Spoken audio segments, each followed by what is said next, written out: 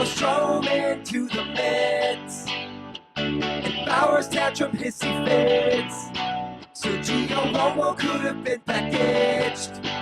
They've got the best young ups in the mix. All these no trade clauses. Target Field should be on top their list. Where there is talent everywhere.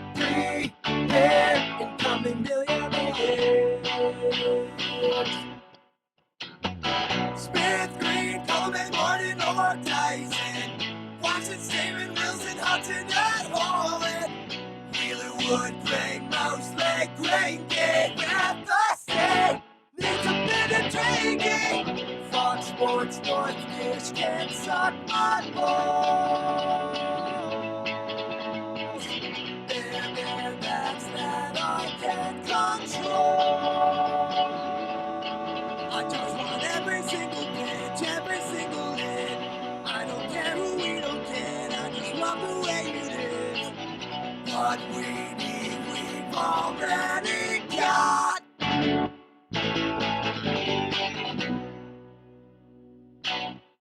Yeah, for Correa, baby! The next win that we'll have for the next 6 years. Let's celebrate like it's the biggest win that we'll have in the next 6 years. Woo! Cheers, baby! Yeah! I knew this was going to be a pain in the ass.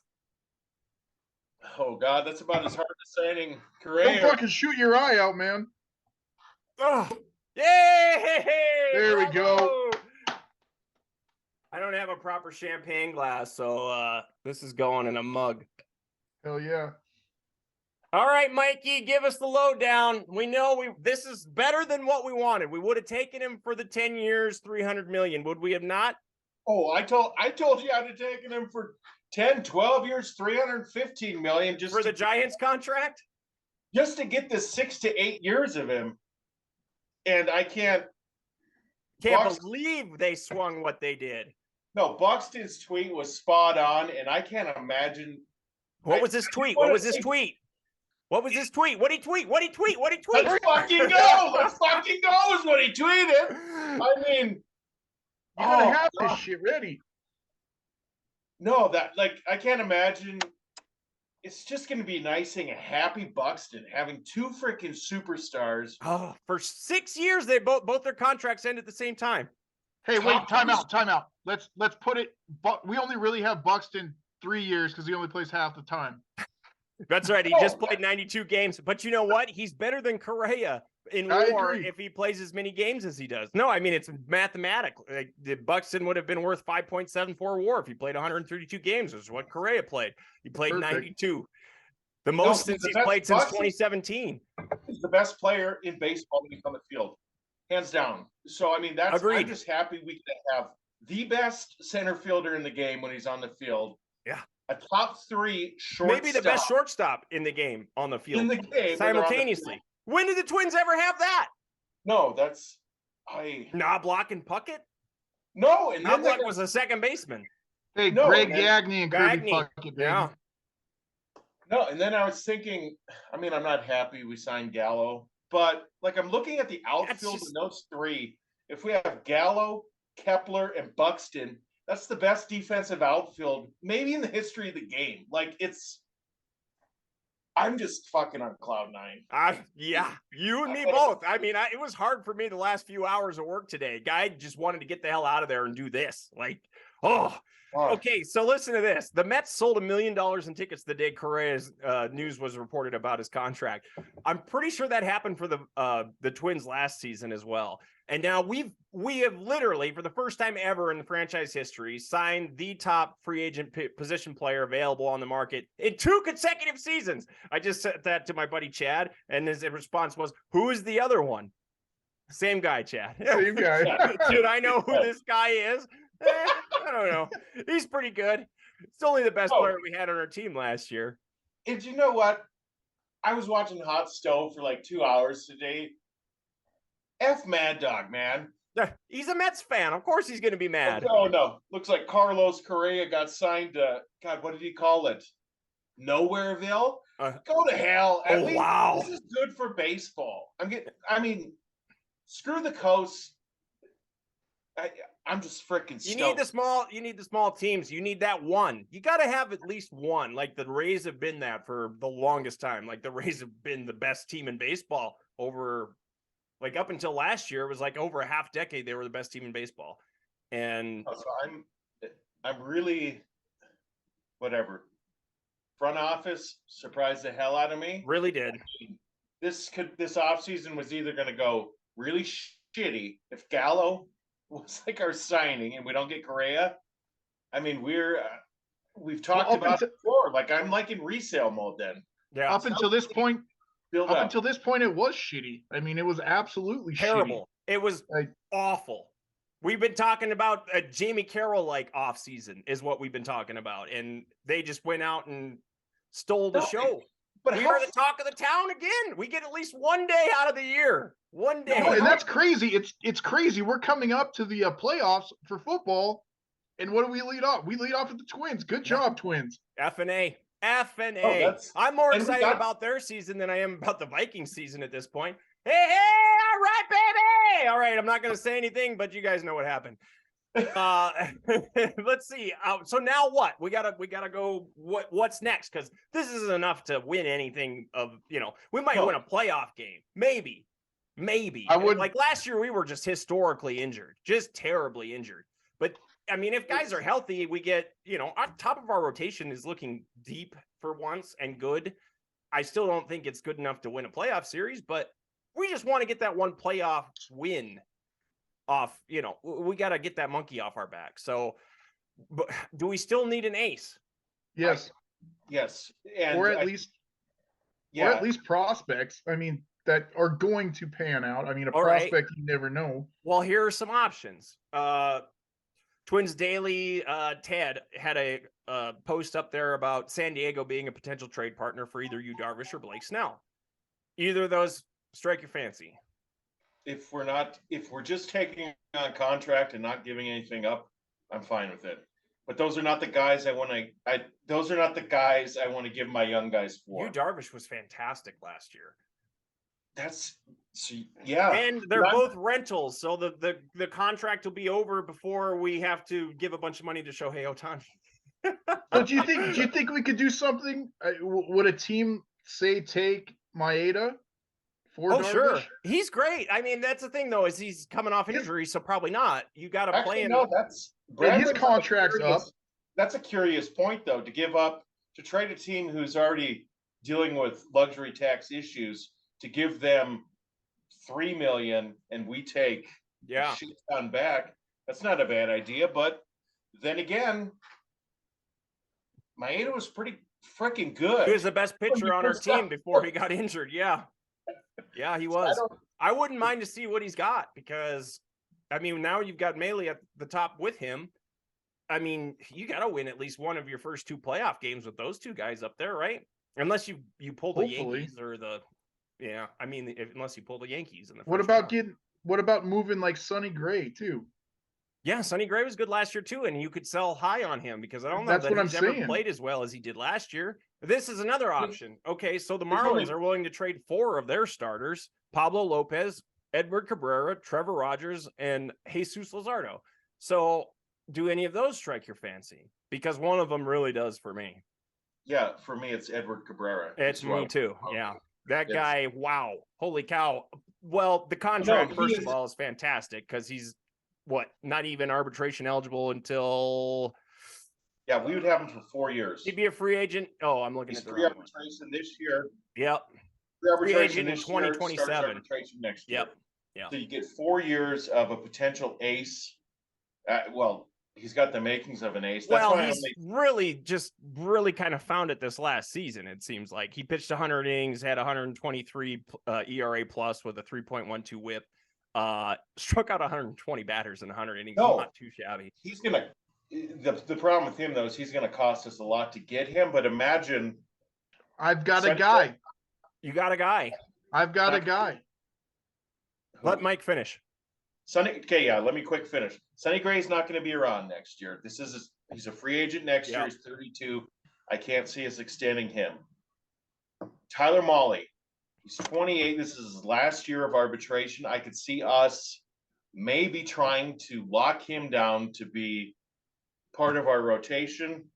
I would lock down Joe Ryan, even though we've got him for the next 5 years. And if we traded for somebody like Cabrera, those are 3 damn good arms to go anywhere with over this next half a decade that we're venturing into to try to be competitive all the time. I would love that. But agreed. If any trade for Cabrera, we're going to be right back on this stupid little show arguing because we're going to lose. One of us is going to lose one of our young guys we really like. Shit, hold on. I got to get my data. You guys talk about who are your keepers. No, stay here. Keepers, and I got to go get my data. So what were you saying, Brad? Who was? So give me some props on this because usually I just talk about the Twins. I don't follow them as in depth. I found out that our old guy Austin Martin actually had a pretty excellent Arizona Fall League. Yep. Why not ship him? He's not going to bring back Cabrera. Okay. No, I have no problem trading Martin, but he's one of the guys I doubt we're going to get much value for. You've got only 3 guys on the entire roster that are going to get you what you want, and they're Brooks Lee, Royce Lewis, and Emmanuel Rodriguez. They're the 3 top 100 prospects that the Twins have in their stable. Well, no, and that's with the Marlins. I think the Marlins are kind of actually in win now mode with the way they're. Well, they just said they're trading the majority of their starting rotation. So I mean, they've got a Cy Young winner, but they're willing to get rid of everyone else. That's not win now. With their pitching depth, yes, I would disagree. With their pitching depth and with the way their division is just being morphed into super teams. Yeah. I think they're looking for some MLB ready talent with some future prospect tied in. So I'd be fine with giving him Luis Ariz, Emmanuel Rodriguez, and any one of our corner outfielders if it brought back Cabrera. Then they have a future possible Byron Buxton with MLB ready talent right now. And we're I don't like the Luis Ariz trade. No, I understand. That's why I'm saying if this would trade Brooks Lee. This is what I would do. No, God, no. I would. You're going to get the best value for him. He's going to get to the bigs about the same time Emmanuel Rodriguez is, even though Emmanuel Rodriguez is only an advanced A-ball. You've got shortstops coming out your ass. Like, seriously, shortstop and outfielder coming out your ass. You've got to move one of each. Maybe two of each. And if you're going to move an outfielder, you move Max Kepler, right? Brad, right? Well, yeah, but Kepler's not going to get you shit. Why would a team? He's just along with the ride. You deal him with either Brooks Lee or Royce Lewis, but none of us want to lose Royce Lewis because we all saw what he did in a little stint last year, and he can play center field. So you want to hold on to that guy, Hey, I'm going to let Brad talk some baseball, but my last thing is that my dream is just to see Brooks Lee, Royce Lewis, Carlos Correa, and Byron Buxton all in the same lineup. Well, my dream's to see Royce Lewis, Byron Buxton, Carlos Correa, and that other guy, and Luis Ariz play baseball together. The other guy, Brooks Lee, is going to be one of our best hitters. Perhaps. He is our best prospect. But he hasn't done it in the bigs like Royce has. All right. Let's see. I printed so much shit off at work today. I've got breakdowns of like all of our minor league teams and a lot of shit highlighted, but I think we pretty much covered everything. I've got insight into Junior Severino, who I don't even know, but I don't think he can play second base. So he's not something that's really interesting to me. He's down the road. Yeah. And then AA Wichita, there's Matt Wallner. He can play a corner outfield spot. He'll probably get called up this year. Yeah, but he can 40-man roster. Exactly. So. Like you said, Miami is probably looking for somebody like him. I'd trade my boy Alex Kirilloff. I would too. But that's my thing is I really, like I texted you guys earlier today, I really think they're going to play out how our rotation is, see how things go, and let some of these guys who had the injury bug last year see if they stay healthy and build their value up, and then make a move to get maximized value. But we say that shit every single year. You got to move them at some point. I understand, but you can't before they get hurt. No, but you can't. Kirilloff has no trade value right now. But when he is healthy, if his wrist actually becomes healthy, he's one of the best hitters on the damn team. Yeah. So if he has a hot spring coming into June, get rid of him. Oh, I can't smoke on the show, so. Well, we're not on TikTok, Mike. We won't be able to use anything that. Oh, no, but that's what I'm saying. Let them hopefully stay healthy long enough, and then get the maximized value as you can. I really like the idea of Austin Martin being a super utility player that can play anywhere. I've got no problem getting rid of Kepler, even though I don't think we get much back. And front office might say, you know what, let's keep that defense and see how he hits against the shift. The motherfucker has been hitting the same way his entire goddamn life, and he'll be the same fucking player his entire fucking life. He will never be anything but what he is now. So you move him for something better, or just to get somebody in there to play the position, just to get him an opportunity, just to open up the roster spot. No, before you rudely interrupted me, I was going to say, that's what I do is I rudely interrupt. That's what the host fucking does. Larnick is Kepler 2.0 with more potential. His defense isn't quite there, but he's probably our best defensive young buck coming up. He's a lefty. There isn't a lot of defense in these papers. Like, there's a lot of bad second basemen in these papers, and that's a hard position to be bad at, and they are bad at it.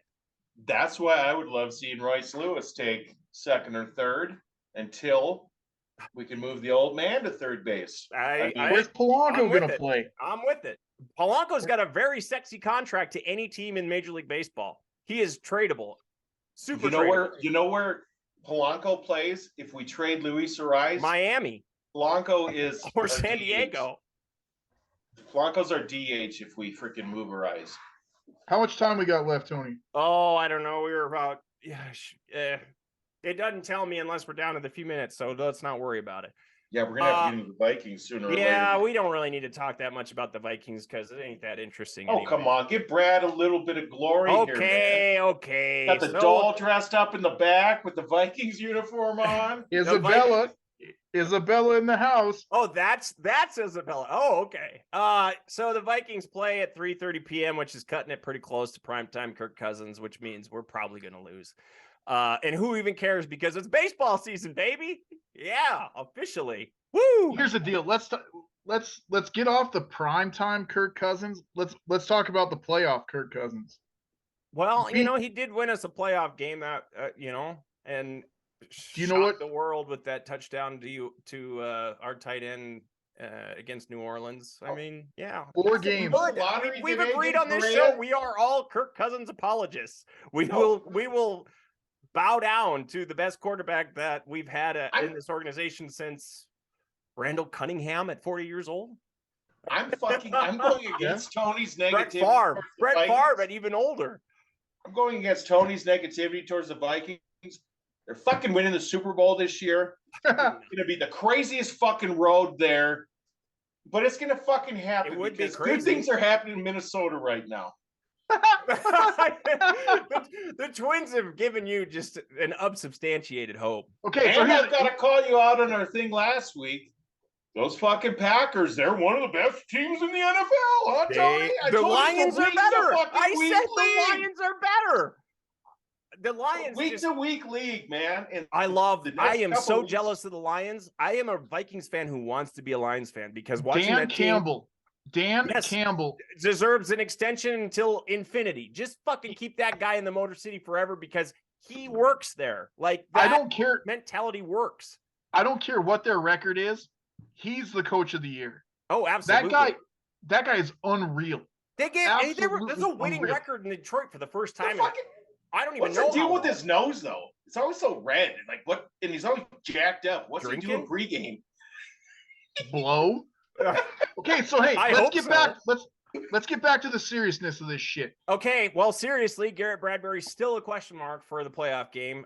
They hope to have him in practice at a limited capacity for Wednesday, which means he probably won't start, but maybe he'll get in there.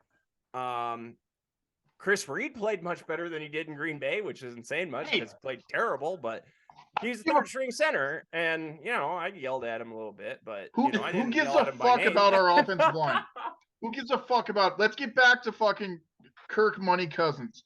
He's played 4 postseason games. He's won 1 game. Like we ride or die with him. Don't get me wrong. We need the fucking offensive line to block, to give him time. His stats in the postseason are not good.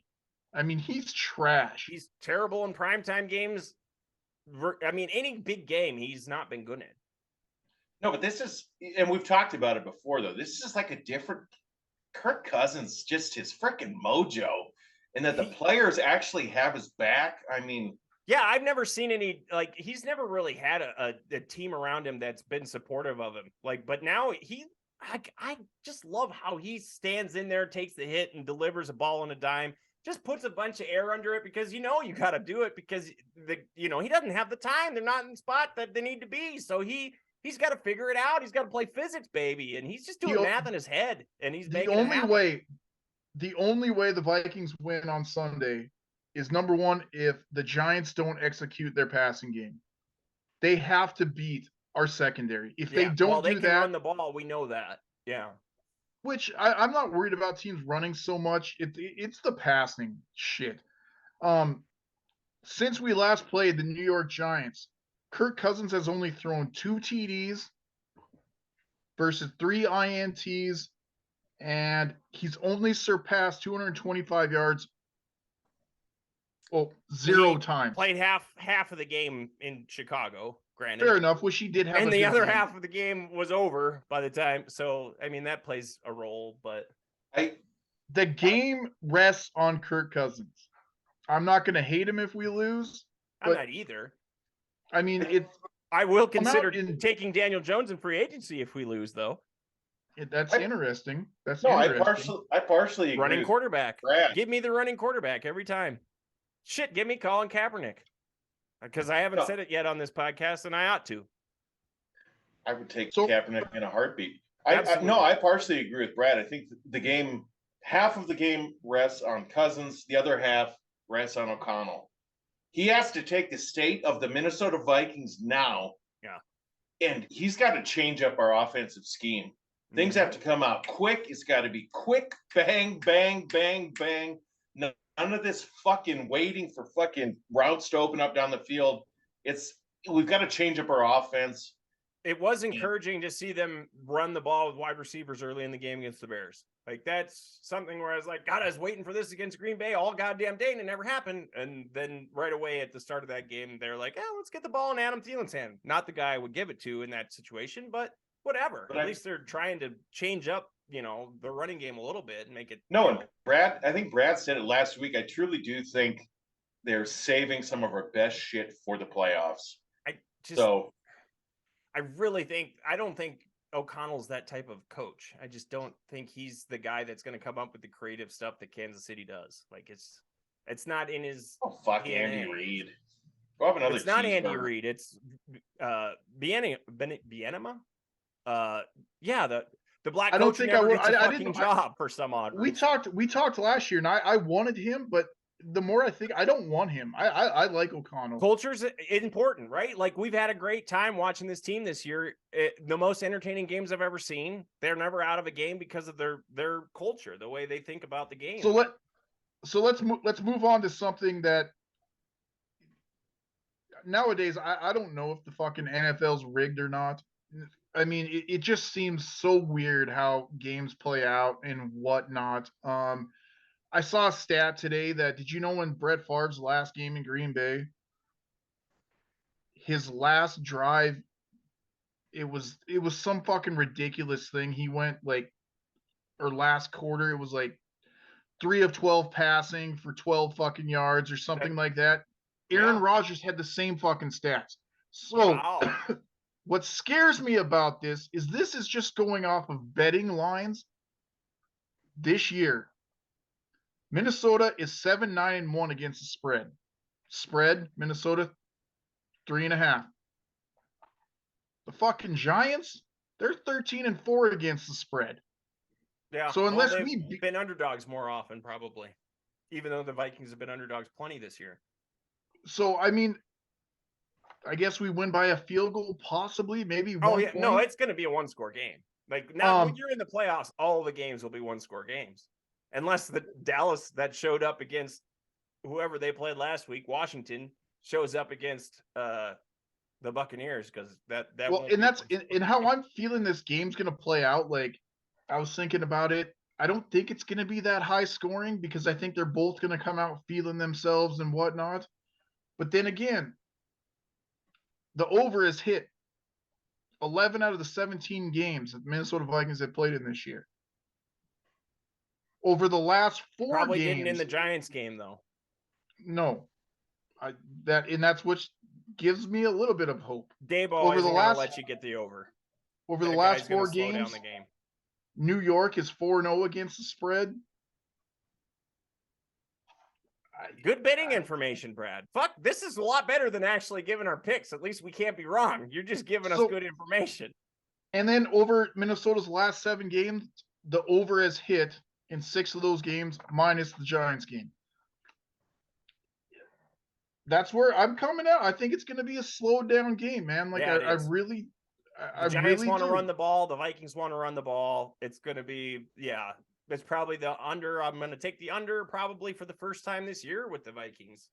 And of course I'll take the Vikings on the money line, but and that's a scary thing about, me and Mike are heading out to the game this weekend. Going to be here Friday. We're going out, baby. We're going to have a good time. We're going to be on TikTok at Minnesota Foul Play-by-Play. Follow us so you can see all the stupid shit we do when we're drunk. I'm excited. I haven't been to a playoff game. Shit, I don't even know when the last playoff game I went to. I mean, it would have been probably in the Dome. I can't even remember. So, yeah, I'm excited as hell, but you're scared. You're scared of the Giants of all. No, it's who I wanted. It's who I wanted. It's who I wanted. Don't fucking be scared, man. No. It's just luck and shit is gonna play out, man. Luck and shit's gonna play out. You're looking for a bet this Sunday. Minnesota defense is gonna score a fucking touchdown. Fuck it. If they do, they'll win the game. I think they will win the game.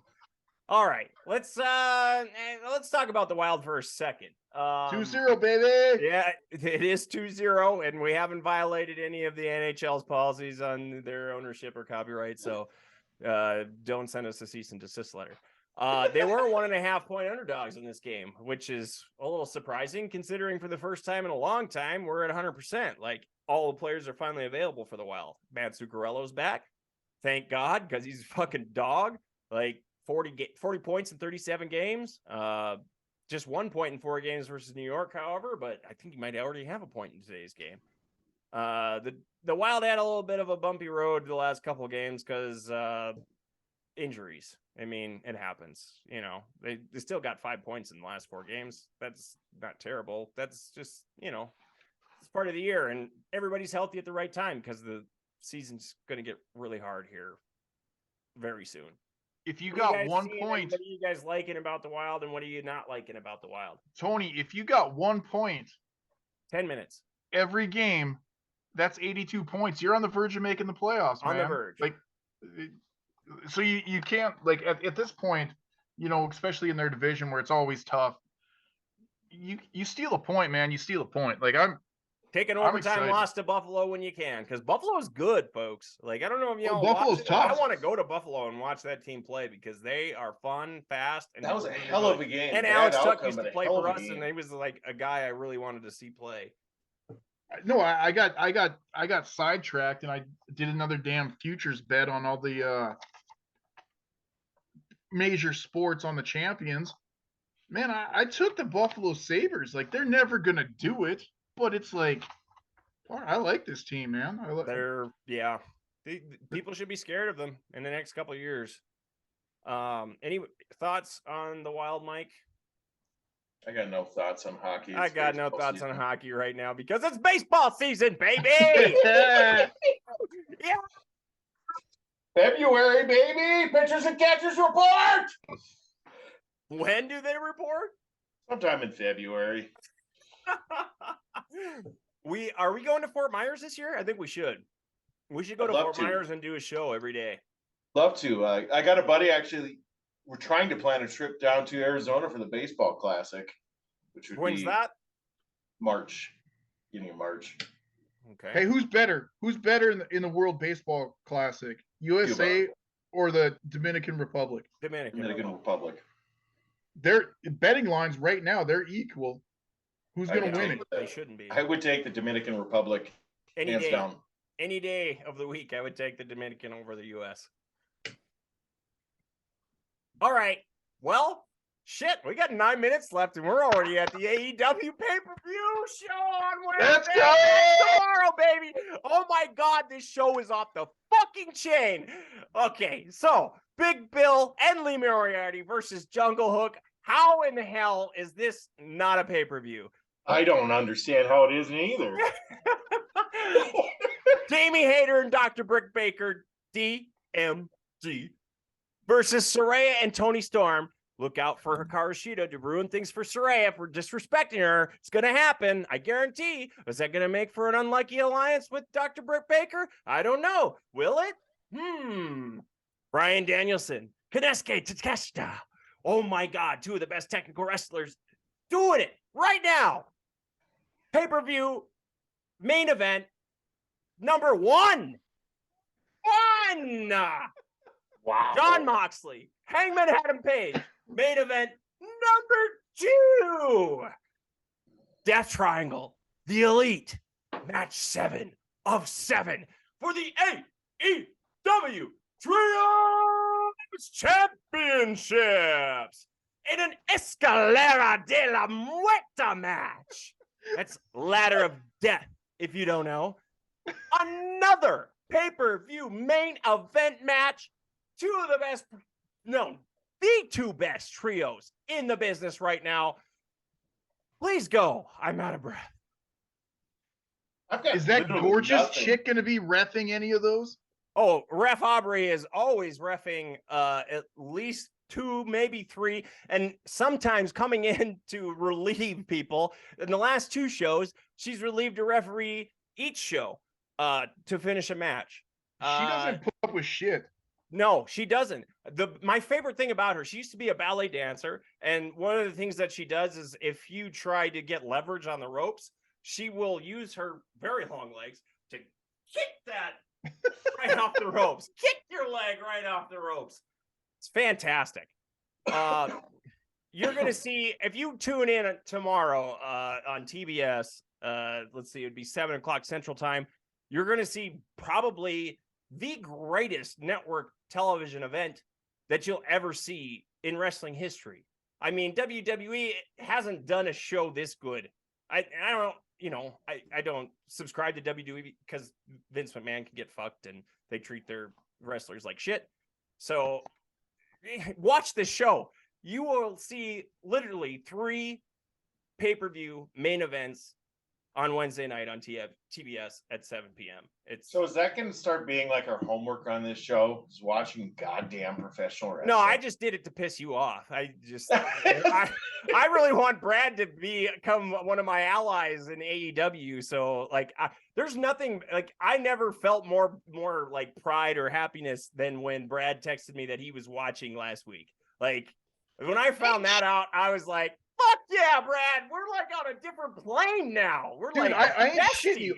Like, I ain't shitting you when you're flipping through channels, you don't have any bets in on a fucking Wednesday, and it's like, okay, this is kind of intriguing. Like, I remember watching some of these, like, Jeff Jarrett, I believe, was on last Wednesday. Yeah. And then all of a sudden, this beautiful rep comes in and saves hell from breaking loose. And saves the Acclaimed. Everyone loves the Acclaimed. It's weird. Oh my gosh, those are my guys. I watched their very first match on AEW Dark Elevation, which you can watch on YouTube. an AEW Dark. Actually, that was before Elevation even existed. AEW Dark was where they got their start. And they've been in AEW their entire career. Anthony Bones, actually, the 5-tool player, former baseball prospect. Bet you didn't know that, Mike. I think you do. Yeah. Max only Caster's dad played for the Miami Dolphins. The only thing I would say, it is a sport.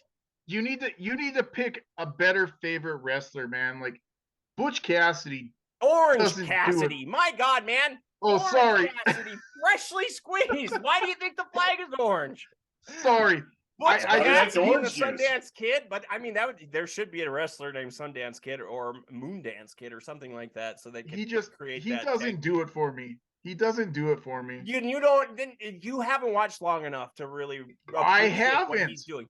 No, you don't understand. Like no one's ever created a character that this laissez-faire, just like I'm just gonna go about my business and this isn't really that important to me. Like you're just here to, Oh, nice diamond cutter, Mike. Yeah, I miss Diamond Dallas Page. I miss the old days. These young kids, they're not taking steroids and stuff. They're not putting it all on the line. I think a lot of them are. Yeah. I think they still are. So that's what's bullshit, Tony. After me and you talked on the phone, and we were talking about wrestling, FaceTime like for the first time ever. Yes, we were old. Like, I am. These phones are fucking bullshit. Because now I go to fucking TikTok, all I get is fucking old vintage wrestling bullshit coming up on. I love that. Oh my God, that's like my favorite thing about my Twitter feed. Like that's the only reason why I'm still on Twitter after Elon Musk took over is because I have access to Japanese pro wrestling. Like, oh my God, I spend most of don't tell my boss. Hopefully they're not watching. I spend most of my morning spending time watching New Japan Pro Wrestling clips on Twitter. Like that's what I do. It's fantastic. My buddy Chad and I want to go to Japan just to watch wrestling. Like it's that good. No, you guys need to go to South Korea. I think that's who signed Astudillo. He's playing baseball over in, I think, South Korea now. La Tortugas in South Korea. Moving to East Asia, baby. And it all comes back to baseball. 2 minutes. 2 minutes. Any bets? All right. I'm getting in my one bet. And I'm putting 10 units on that. I consider for me my unit. Well, my real unit is your small. Unit's big. My unit is $10. Oh, okay. I'm going with a first half parlay, 3-way, money line, and I'm taking the under of 23.5. Minnesota Vikings, 23.5. Putting $100 on it. Team total. Both teams. Both teams under 23.5. Yep. Okay. That's surprising. I don't know if I'd do that bet. I don't think they're gonna score, man. The last game at halftime was 10-7, I think. I mean, you might be right. What do I know? I don't bet that. What do we all? I don't know. I'm just saying. I'm going by the NFL it's just why even bet on it? Just avoid betting the spread in the NFL is basically what I've tried to do. And because I'm gonna be there, that's why. It's only fun watching games when you bet on shit. Not when you're a fan of the team though. But we're not going to be celebrating the Vikings playoff appearance when you guys get here on Friday. We're going to be celebrating Carlos Correa for 6 fucking years. Yeah. Pour another one for Carlos Correa. This one's for you, sir. I hope this reaches you and you are fucking enthused. This is that is the story that you. Oh shit! I just spilled all over my keyboard. The story. Pour one out for him. That Carlos Correa wanted to see other women and then found out that no one would love him like us. No one. There was no one out there for him like us. And that's just beautiful.